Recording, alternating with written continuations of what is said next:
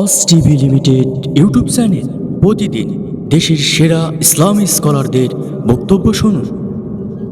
মৃত মানুষের সঙ্গে যা কবরে হচ্ছে তা আমরা দেখি না, কারণ তারা মৃত মানুষ। তাদের সঙ্গে কবরে কি হচ্ছে জীবন্ত মানুষ কোনোদিন দেখতে পায় না। আপনি দেখতে চাইলে মরণ লাগবে, মানে মরে যান গা, তো আপনি দেখতে পারবেন, ঠিক না বেটি? জীবন্ত মানুষ তো মৃত মানুষের অবস্থা দেখতে পায় না। কিন্তু যেদিন দুনিয়ার থেকে বিদায় হয়ে যাবেন সেদিন বুঝবেন এই পৃথিবী এটা একটা পরীক্ষার হল ছিল। এখানে আসছিলাম পরীক্ষা দেওয়ার জন্য। এই পৃথিবী বাহাদুরির জায়গা নয়, সময়টা কিন্তু আমাদের একেবারে অল্প, ঠিক না বেঠি? আল্লাহ বলেন ওয়াল্লাস, সময়ের কসম, অল্প সময় দিয়া পাঠাইছি। এই সময়ের ভিতরে যদি তুমি পরীক্ষায় পাস না করতে পারো, এই পৃথিবী থেকে যেদিন চলে যাব পরকালের জীবনটা বড় ভয়ঙ্কর। কেউ কারো হবে না, কেউ কারো হবে না। এমন কি মা তার সন্তানের পরিচয় দিবে না, সন্তান বাবার পরিচয় দিবে না। ইয়াউমা ইয়াফিরুল মারউ মিন আখিহি ওয়া উম্মিহি ওয়া আবি ওয়া সাহিবাতিহি ওয়া বানি। মা তার সন্তানের পরিচয় দেয় না গো, বাবা তার সন্তানের পরিচয় দেয় না। কেন দেয় না? দুনিয়া আর পরকাল ভিন্ন ভিন্ন। এই দুনিয়ায় বিপদে পড়লে বহু মানুষ আপনাকে বাঁচানোর জন্য দাঁড়ায় থাকে, পরকালে কেউ কারো হবে না। অনন্তকাল, অনন্তকাল শুরু আছে যার কোনো শেষ নাই। তাই সাবধান, এই পৃথিবীর মায়ায় পড়ে চিরস্থায়ী পরকাল যেন আমরা না হারায়া ফেলি। আজকের বাহাদুরি কালকে থাকবে, কথা হয় না? এই যে কবরস্থান অথবা এর সিগা বড় কোনো গুরুস্থান থাকলে দেখবেন এই গুরুস্থানে এমনও ব্যক্তি প্রাপ্ত, ঠিক না বেটি? যাদের দাফড়ে এলাকা লড়ত, আজকে তাদের কবরের সামনে কেউ আসে না, তাদের কাছে কেউ দাঁড়ায় না, তাদের সঙ্গে কেউ কথাও বলে না, কেউ তাদের কবরে এসে একদিন সাক্ষাৎও করে না। এই জন্য ভাই, এর থেকে নিরুপায় কেউ নাই, মৃত মানুষ সবচেয়ে নিরুপায়। এই জন্য কবি বলেন, আমি একটা মানুষ ছিলাম, আমার একটা নাম ছিল, সবার মতো আমার দেহে রক্ত পানি ঘাম ছিল। আমি একটা মানুষ ছিলাম, আমার একটা নাম ছিল, সবার মতো আমার দেহে রক্ত পানি ঘাম ছিল। মৃত্যু ছিল তাই সমাজে আমার অনেক দাম ছিল, মৃত্যু ছিল তাই সমাজে আমার অনেক দাম ছিল। আমি একটা মানুষ ছিলাম, আমার একটা নাম ছিল, সবার মতো আমার দেহে রক্ত পানি ঘাম ছিল, সবার মতো আমার দেহে রক্ত পানি ঘাম ছিল, ঠিক না বেঠি? নাম ধরে কেউ বলছে না আজ, বলছে মরা লাশ, দাফন হবে জলদি কখন নইলে সর্বনাশ। আমার যুবক ভাইরা, মানুষটা যখন মারা যায় রে, তাকায়া দেখবেন ওই মানুষটার আর বেশি ঘরে রাখতে চায় না, ঠিক না বেটি? স্ত্রী যারে লইয়া এক বিছানায় ঘুমাইলেন, সুখে শান্তিতে বসবাস করলেন, আপনি মারা যান, আজকে মারা যান, ওই স্ত্রী, প্রিয়তমা স্ত্রী আপনাকে নিয়ে আর এই বেডরুমে ঘুমাইবে না, সে আপনাকে বেডরুমে রাখতে চাইবে না, বলবে তাড়াতাড়ি লাশটাকে গোসল করাও। লাশ বলে ডাকবে, সন্তান বাবা বলে আর ডাক দিবে না, স্ত্রী আর স্বামী বলে ডাক দিবে না, নিজের ভাই আর ভাই বলে ডাক দিবে না। তখন সবাই আপনার একটা নাম বলে ডাক দিবে, সেটা হলো লাশ, ঠিক না বেটি? এই জন্য কবি বলেন, নাম ধরে কেউ বলছে না আজ, বলছে মরা লাশ, নাম ধরে কেউ বলছে না আজ, বলছে মরা লাশ, দাফন হবে জলদি কখন নইলে সর্বনাশ, দাফন হবে জলদি কখন নইলে সর্বনাশ। আমি একটা মানুষ ছিলাম, আমার একটা নাম ছিল, সবার মতো আমার দেহে রক্ত পানি ঘাম ছিল। মৃত্যু ছিল তাই সমাজে আমার অনেক দাম ছিল, মৃত্যু ছিল তাই সমাজে আমার অনেক দাম ছিল, আমি একটা মানুষ ছিলাম, আমার একটা নাম ছিল। সবার মতো আমার দেহে রক্ত পানি ঘাম ছিল। ঠিক না বেঠি? নাম ধরে কেউ বলছে না, আজ বলছে মরা লাশ। ঠিক না বেটি? গায়ের জোরে ধনের জোরে কথা বলেছি, অহংকার বাহাদুরির সাথে চলেছি। ঠিক না বেঠি? গায়ের জোরে ধনের জোরে কথা বলেছি, অহংকার বাহাদুরির সাথে চলেছি। নাম ধরে কেউ বলছে না, আজ বলছে মরা লাশ। নাম ধরে কেউ বলছে না, আজ বলছে মরা লাশ। দাফনে হবে জলদি কখন, নইলে সর্বনাশ। দাফনে হবে জলদি কখন, নইলে সর্বনাশ। ঠিক না বেঠি? আমার যুবক ভাইরা, এ দিলের কান লাগায় শুনে, একটু দিলের কান লাগায় শুনেন। যেই ঘরের মধ্যে সন্তান লইয়া ঘুমাইলেন, যেই ঘরের মধ্যে স্ত্রী লইয়া ঘুমাইলেন, একবার যদি আপনার প্রাণ পাখিটা বার হয়ে যায়, আপনাকে যদি মালাকুল মউত সামনে হাজির হয়ে যায়, রুহটা যেদিন বাহির হয়ে যাবে, কসম খোদার আর স্ত্রী আপনাকে স্বামী বলে ডাক দেয় না। একেবারে প্রত্যেকটা মানুষ সেদিন আপনাকে লাশ বলে ডাকতে থাকে। ঠিক না বেঠি? আপনার সন্তান তখন আপনাকে বলবে, আমার আব্বাকে গোসল করাও, এমন ভাবে বলে না, বলে লাশটাকে গোসল করাও, লাশটারে দাফন করো, লাশটারে কবরে নিয়ে যাও, লাশটাকে কবর থেকে লামাও, মাটিতে দাফন করো। এত নিষ্ঠুর! এই পৃথিবীর থাকতে আপনার নাম চিরতরে মুছে গেল রে।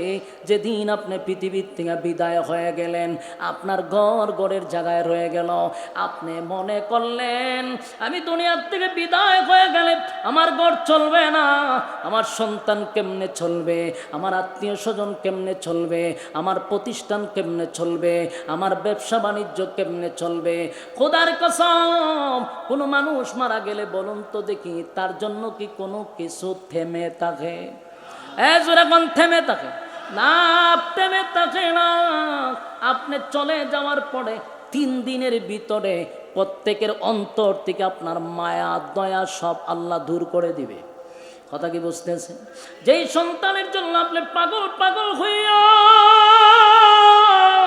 জীবন দিয়া কষ্ট করে এত সম্পদ আপনি অর্জন করলেন, এই সন্তানও 3 দিন পরে আপনার কথা স্মরণ করে না, আপনার স্ত্রী আপনাকে 3 দিন পরে স্মরণ করে না, আত্মীয় স্বজন 3 দিন পরে আর আপনার জন্য কেউ কান্দে না।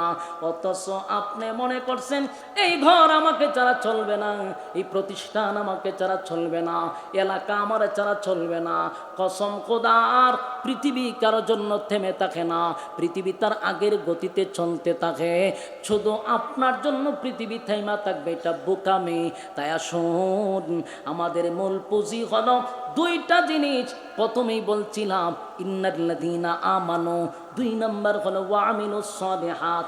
1 নাম্বার হলো বান্দারে, তুই যদি ইমানদার হস, 2 নাম্বার হলো বান্দা যদি নেক আমল করস, 2টা গুণে গুণান্বিত হইয়া যদি কবরের মধ্যে ঢুকতে পারস, আমি আল্লাহ ওয়াদা দিলাম কানাত লাহুম জান্নাতুল ফিরদাউসি নুজুলা। আল্লাহ বলেন আমি বান্দার লগে ওয়াদা করছি, 2 গুণে গুণান্বিত হইয়া যদি কবরে আসতে পারস, ওয়াদা দিলাম আমি সবচেয়ে ভিআইপি জান্নাত, জান্নাতুল ফিরদাউসটা বান্দা বান্দির নামে আমি লিখে দিব। শুধু লিখে দিব তাই নয়, ওয়াদা দিলাম রে আমি আল্লাহ জান্নাতের ভিতরে বালাখানার মধ্যে আমি মেহমানদারি করাবো। চিৎকার দিয়া কোন সুবহান। কয়টা গুণে গুণান্বিত? 2 গুণে গুণান্বিত হইলে আল্লাহ জান্নাতুল ফিরদাউস আমাদেরকে দান করবে। আর 4টা কারণ, যেই কারণগুলো আপনাদের সামনে তুলে ধরলাম। 1 নাম্বার হলো ক্বালু লাম নাকু মিনাল মুসাল্লিন, দুনিয়ায় যারা নামাজ পড়তো না, আজকের থেকে নামাজ কারা কারা ছাড়বেন? ছেড়ে দিব মুরব্বী, আজকের থেকে কারা কারা নামাজ ছাড়বেন না? রাজি আছেন ইনশাআল্লাহ? হাত তুলেন। 1 নম্বরে বলেন ক্বালু লাম নাকু মিনাল মুসাল্লিন, আজকের থেকে নামাজ ছাড়ব না। 2 নাম্বার হলো ওয়ালাম নাকুনু তুইমুল মিসকিন, আজকের থেকে কোনো অসহায় গরিব দুঃখীর মাল মেরে খাবো না, অসহায় গরিবদের মাল মারব না, গরিবদেরকে খাবার দিব, অসহায়দের পাশে দাঁড়াবো। এই কাজটা যদি করতে পারি 2 নম্বরে জাহান্নামে যেতে হবে না। 3 নম্বর ওয়াকুন্না নাখুদু মাআল খাইদিন, যারা বেহুদা অনর্থক কথা বলে, অনর্থক কথা বলে জাহান্নামে যাওয়ার এটা 3 নম্বর কারণ। আজকের থেকে বেহুদা কথা বলবো না, যখন অনর্থক থাকবো অনর্থক কথা বলবো না, যখন অবসর থাকবো দুরূদ শরীফ পড়তে পারেন, সূরা ইখলাস পড়তে পারেন, আল্লাহর জিকির করেন, দুনিয়া আখিরাতের সম্মান আল্লাহ বাড়ায়া দিবে। বেহুদা কথা বলা যাবে না। 3 নম্বর 4 নম্বর হলো পরকালের উপরে আমাদের ইয়াকিন আর বিশ্বাস রাখতে হবে। এই দুনিয়া চিরস্থায়ী নয় গো, এই দুনিয়া ক্ষণস্থায়ী, চিরস্থায়ী আর একটা জগৎ আছে না না। কারা কারা বিশ্বাস করেন 2টা হাত তুল্লা দেখায়া দেই। লিল্লাহে তাকবীর, লিল্লাহে তাকবীর। রাজি আছি ইনশাআল্লাহ? এই প্রত্যেকটা কথার মধ্যে আমরা বিশেষ করে 4টা কারণ আজকে এই মাহফিল থেকে জানলাম, যে 4 কারণে মানুষ জাহান্নামে যাবে। আজকের থেকে সেই 4টা কাজ আমরা বর্জন করব ইনশাআল্লাহ। ঠিক না বে ঠিক? জাহান্নামে যাবে কয় নম্বর কারণ? আর এখন আসেন মুরব্বীরা কেমনে কথাটা কয়। মুরব্বীরা বেহুদা কথা কিভাবে বলে একটু মনোযোগ দিয়ে শুনেন।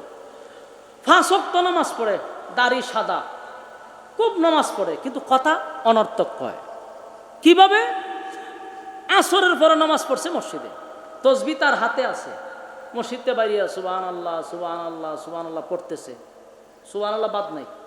পাশে যদি দোকান থাকে বিকালবেলা দেখবেন এখানে গিয়ে বসে সুবহানাল্লাহ সুবহানাল্লাহ সুবহানাল্লাহ, একটা রং ছাদের চিনি ছাড়া সুবহানাল্লাহ সুবহানাল্লাহ, টিভিটা ছাইরা দিত সুবহানাল্লাহ সুবহানাল্লাহ, দেশের খবর কিতা সুবহানাল্লাহ সুবহানাল্লাহ, তারেক জিয়া থাকতে পারবো নি দেশ সুবহানাল্লাহ সুবহানাল্লাহ, ফাম্পতে আলাসিনি সুবহানাল্লাহ সুবহানাল্লাহ, দেশের পরিস্থিতি ভালো না সুবহানাল্লাহ, দেশ ভালো করে চলতেছে না সুবহানাল্লাহ সুবহানাল্লাহ, আমরা কেমনে চলুম সুবহানাল্লাহ সুবহানাল্লাহ, বেচা কিনা তোর দোকানে হয়নি সুবহানাল্লাহ সুবহানাল্লাহ, আগের মতো বেচা কিনা মনে হয় না সুবহানাল্লাহ সুবহানাল্লাহ, সব কইয়া লাস্টে কয় 100।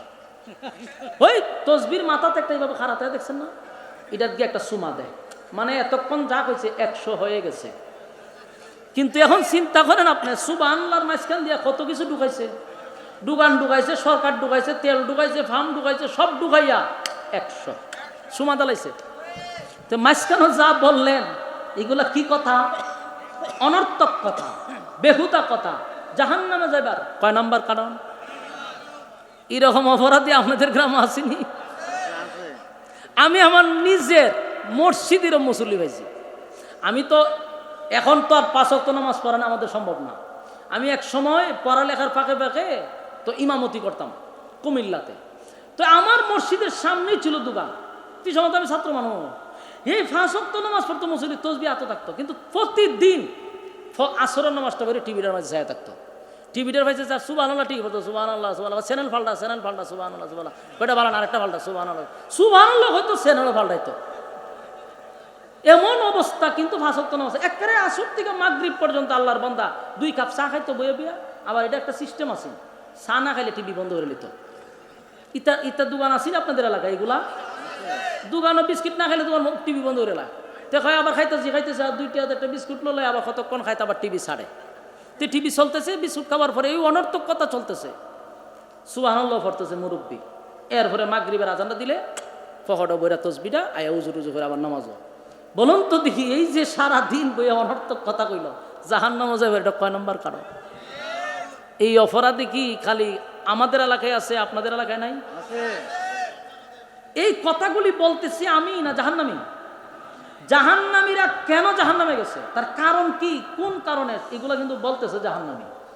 যে আমরা এই 4টা কারণে জাহান্নামে আসছি, এর মধ্যে 3 নম্বর কারণ পর্যন্ত আপনাদের কাছে বইলা ফেলাইছি। 3 নম্বর কারণ কি? বেহুদা কথা বলা। তাহলে এই পর্যন্ত 3টা কারণ বলছি, দেখেন তো মনে মনে চিন্তা করে 3 কারণের মধ্যে কোন কারণ আমাদের মধ্যে আছে। খানার তো মনে মনে সবই জানা, ঠিক না? ঠিক। 1 নম্বর কারণ ক্বালু লাম নাকু মিনাল মুসাল্লিন, আমি দুনিয়ায় থাকতে নামাজ পড়তাম না, একই সাথে ব্যবসা করতাম, একই সাথে চাকরি করতাম, একই সাথে খেলাধুলা করতাম, কিন্তু ক্বালু লাম নাকু মিনাল মুসাল্লিন, দুনিয়াতে তুমি মুসল্লি ছিলা, আমি মুসল্লি ছিলাম না, তাই জাহান্নামে আসার এক নাম্বার কারণ হলো আমি নামাজ পড়তাম না। আমার যুবক ভাইরা, এটা কিন্তু জাহান্নামীদের এক নাম্বার বক্তব্য। আমরা জাহান্নামে আসছি রে, এক নাম্বার কারণ হলো নামাজ না পড়া। আমি প্রথমেই বলছি, আউয়ালু মা ইউহাসাবু বিহিল আবদু ইয়াউমাল কিয়ামাতিস সালাত। কিয়ামতের দিন সর্বপ্রথম যে হিসাবটা আল্লাহ নিবে, এটা হবে নামাজের হিসাব। জুরে কোন ঠিক না বেঠে? আমার যুবক ভাইরা, একটু দিলের কান লাগায় শুনেন। এতক্ষণ পর্যন্ত যা শুনলেন, প্রত্যেকের মনে মনে আমাদের জানা আছে রে, আমরা কোন রোগে আক্রান্ত। নামাজ পড়ি না, হক মাইরা খায়, এমনকি বাই মারা গেছে, বাতিজা গলিয়ে তিম। এই অবস্থায় আমরা কিন্তু বায়ের সাথেও বায়ের সম্পদগুলা নিজের নামে লেখায় নেওয়া হয়, বাতিজাদের উপর জুলুম করা হয়। এমন অসংখ্য লোক সমাজে বাস করে, কিন্তু নামের আগে দিয়া তাদের আবার হাজিও লাগাইল থাকে। এরকম অপরাধীর সমাজে অভাব নাই। আল্লাহর নবী বলেন, সাবধান, জাহান্নামে যাওয়ার এটা 2 নাম্বার কারণ। 3 নাম্বার হলো যারা বেহুদা কথা বলে, অনর্থক কথা বলে, এটাও জাহান্নামে যাওয়ার 3 নাম্বার কারণ। একে একে আমরা যে 3টা কারণ শুনছি, আমরা মনে মনে মিলান। 3টা কারণের মধ্যে যদি একটা কারণও আমার আর আপনার মধ্যে থাকে, কসম খোদার, আমি বক্তাও জাহান্নামী, শ্রোতাও জাহান্নামী। তাই 3টা কারণ পর্যন্ত বললাম, একটা একটু পরে বলবো। 3 নাম্বার পর্যন্ত একটু চিন্তা ভাবনা করে দেখেন, আমার মধ্যে আছে, আপনার মধ্যে আছে কিনা, মহিলাদের মধ্যে আছে কিনা, পুরুষের মধ্যে আছে কিনা। কসম খোদার, একটা কারণও যদি আমার আপনার মধ্যে থাকে, জাহান্নাম থেকে বাঁচানোর কোনো শক্তি আছে? কথা হয় না? জান্নাতীরা বলে, এ জাহান্নামীরা শোন, আমার সঙ্গে চলতি, আমার সাথে ঘুরতি, আমার সঙ্গে কথা বলতি, কেন রে এমনটা হয়ে গেল? কয়েকটাই অপরাধ বন্ধু, দুনিয়ায় তুমি যা যা করছো আমি তা তা করি নাই, আজকে আমি জাহান্নামের আগুনে জ্বলি। 3 নাম্বারটা গেল। এবার আসুন 4 নাম্বার। 4 নাম্বারটা হলো কুন্না নুকাযযিবু বিয়াউমিদ্দিন।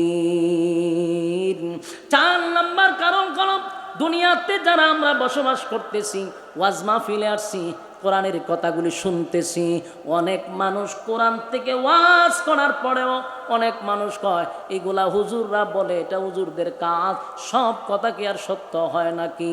মূল কথা বললাম, কোরআনের উপরে যাদের বিশ্বাস নাই, কোরআনের কথা যারা মানে না, বুঝে না, শুনে না, এমন কি পরকালের উপর বিশ্বাস করে না, এই যে কবরের পাশে দাঁড়াইয়া বৈশা আমরা কথাগুলি শুনতেছি, বলুন তো দেখি, এই কবরের মধ্যে পাশে দাঁড়াইয়া যারা আমরা শুনতেছি, এই কবরে বহু মানুষ জান্নাতের বাগানে ঘোরাফেরা করতেছে, বহু মানুষ জাহান্নামের আগুনে জ্বলতেছে। এতটুক বিশ্বাস করি, এটার নাম হলো ঈমান। ঠিক না বেঠি? আবার অনেক মানুষ বলবে, হুজুর কত কবরের পাশ দিয়া গেলাম, কত ভাঙ্গা কবর দেখলাম, কোনো কবরে কোনো ফুলের বাগান দেখলাম না, কোনো কবরে জাহান্নামের আগুন দেখলাম না। কিন্তু আপনারা ওয়াজ করেন কবরে কারো ফুলের বাগান, কারো জাহান্নামের আকড়া।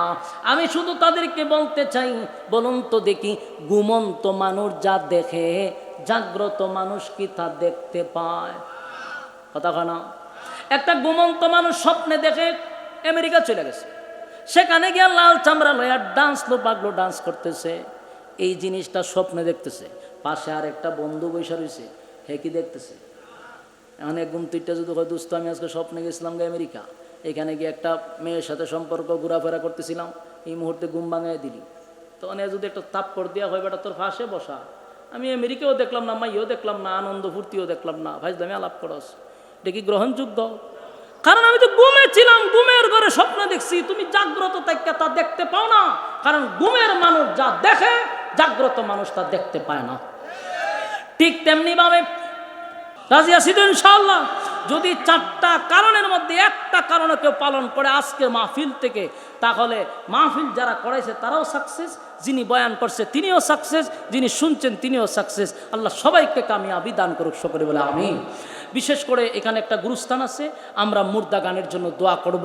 এখানে যারাই শাহিত আছে, যেহেতু এটা কবরস্থান এবং মসজিদ মাদ্রাসা অ্যাটাচড, আমরা বিশেষ করে মুর্দা গানের জন্য দোয়া করি, আল্লাহ তাআলা সমস্ত মুর্দা গানকে এই কবরের আযাব থেকে আল্লাহ হেফাজত করুন।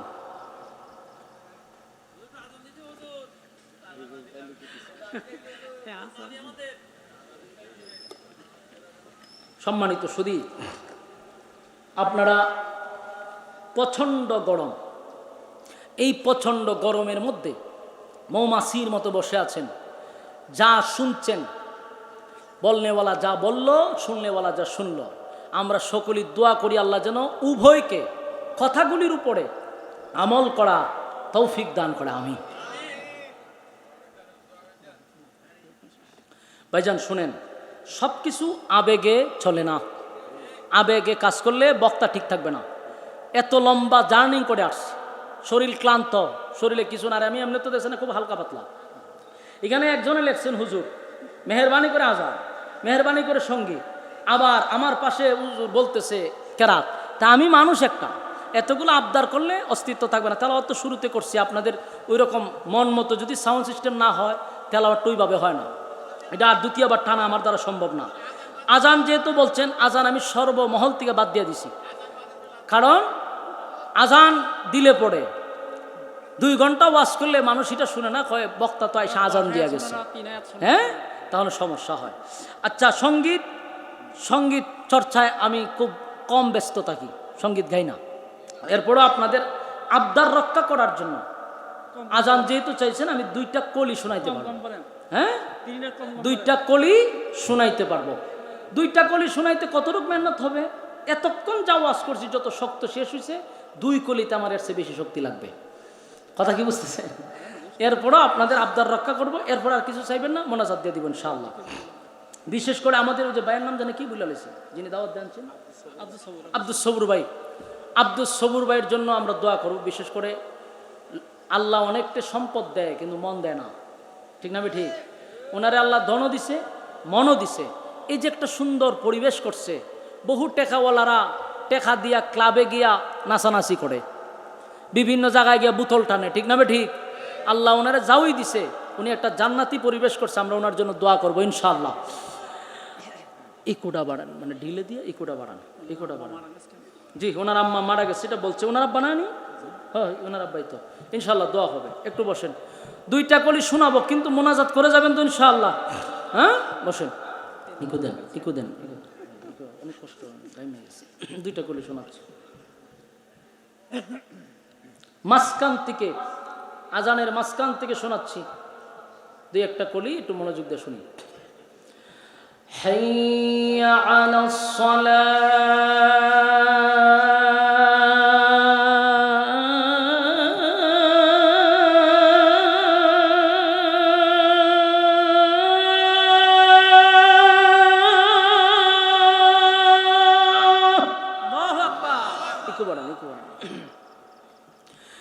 حي على الصلاة،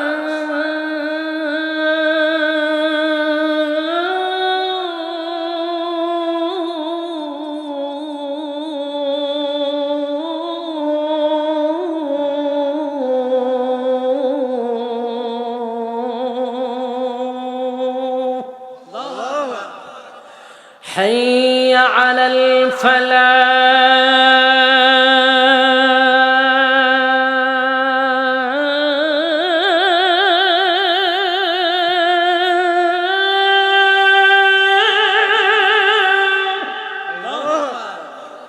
حي على الفلاح،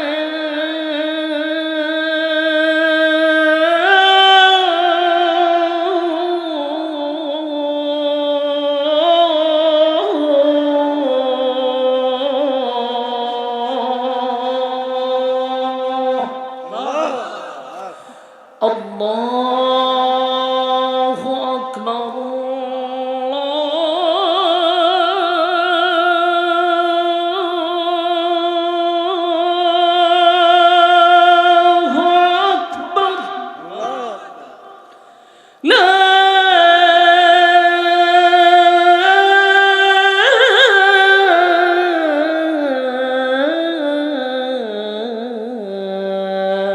إله إلا الله